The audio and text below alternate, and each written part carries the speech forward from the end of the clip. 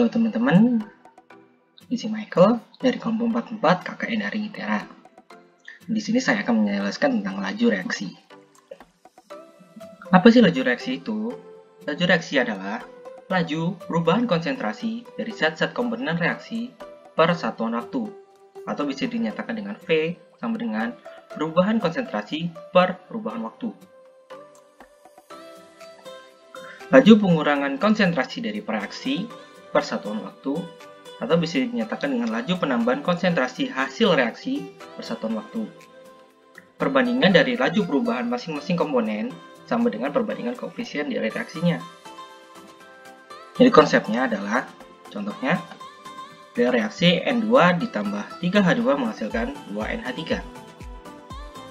Nah, lajunya adalah yang dilambangkan dengan V adalah pengurangan, di sini dilambangkan dengan minus, pengurangan dari perubahan konsentrasi dari N2 per satuan waktu, atau V adalah pengurangan dari perubahan konsentrasi H2 per satuan waktu, atau juga penambahan dari perubahan konsentrasi NH3 per satuan waktu.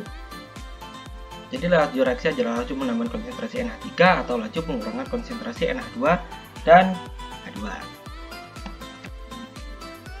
Laju reaksi itu dipengaruhi oleh beberapa faktor.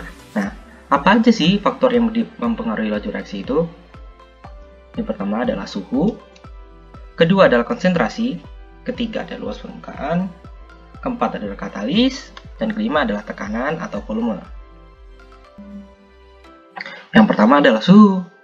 Kenaikan suhu dapat mempercepat laju reaksi, karena dengan kenaikan suhu, energi kinetik partikel zat-zat yang meningkat, sehingga memungkinkan semakin banyaknya tumbukan efektif yang menghasilkan perubahan.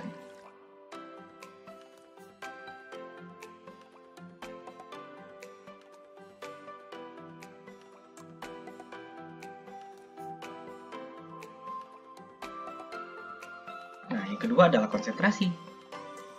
Konsentrasi itu juga mempengaruhi laju reaksi, karena banyaknya partikel memungkinkan lebih banyak tumbukan, dan itu membuka peluang makin banyaknya tumbukan efektif yang menghasilkan perubahan.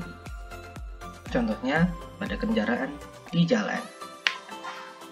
Pada video ini terlihat jalan ini sangatlah padat akan kendaraan, yang bisa dibilang akan lebih mudah terjadi tumbukan. Beda halnya dengan ini. Jika jalannya sepi, tumbukan itu akan cenderung lebih sukar terjadi. Nah, sekarang adalah rumus laju reaksi dengan contoh senyawa A ditambah senyawa B yang menghasilkan senyawa C. Nah, rumusannya adalah V sama dengan K dikali dengan konsentrasi dari senyawa A dipangkatkan dengan order M dikalikan dengan konsentrasi senyawa B dipangkatkan order N, di mana K adalah tetapan laju reaksi yang didapat hanya dari percobaan, dan M adalah order reaksi untuk A, dan N adalah order reaksi untuk B. Nah, apa sih order reaksi itu? Order reaksi adalah pangkat perubahan konsentrasi terhadap perubahan laju. Di sini order reaksi ada 3, yaitu order 0, order 1, dan order 2. Dimana kalau order 0, konsentrasi itu tidak akan mempengaruhi dari laju reaksinya. Makanya kurvanya akan berbentuk konstan lurus ke kanan. Jika order 1, maka konsentrasinya akan cenderung naik. Bisa ke sini, bisa ke sini, atau bisa ke sini, tergantung dari konsentrasinya. Kemudian, untuk order 2, karena dia bentuknya kuadrat, maka kurvanya akan berbentuk melengkung. Selanjutnya adalah luas permukaan.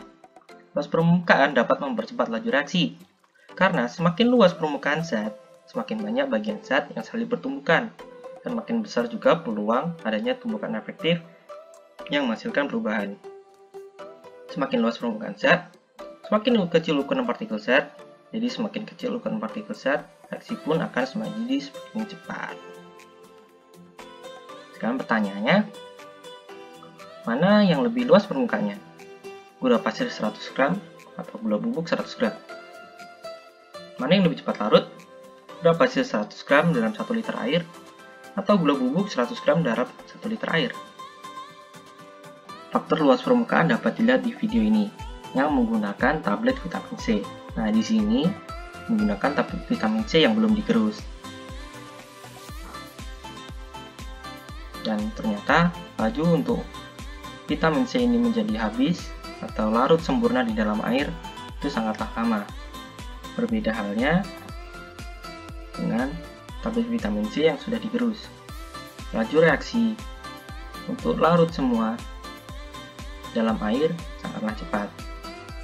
Nah, selanjutnya adalah katalis. Katalis berguna untuk mempercepat laju reaksi dengan menurunkan energi aktivasi dari suatu reaksi. Katalis itu ada dua jenis, katalis aktif dan katalis pasif. Nah, katalis aktif yaitu katalis yang ikut terlibat dalam reaksi dan pada akhir reaksi terbentuk kembali. Dan katalis pasif adalah katalis yang tidak ikut bereaksi, namun hanya sebagai media reaksi saja. Katalis bekerja seperti mak comblang yang mendekatkan dua reaktan agar bisa dapat bersatu. Karena reaktan itu butuh suatu energi yang besar, sehingga katalis akan menurunkan suatu energi itu menjadi yang lebih kecil agar dua senyawa dapat bersatu, sehingga menghasilkan produk yang diinginkan. Nah, ini adalah kurva reaksi dengan katalis dan tanpa katalis. Bisa dilihat dalam kurva ini, energi aktivasi dan reaksi tanpa katalis sangatlah tinggi. Namun, dengan energi aktivasi yang rendah, katalis mempercepat laju reaksi ini dengan menurunkan energi aktivasinya.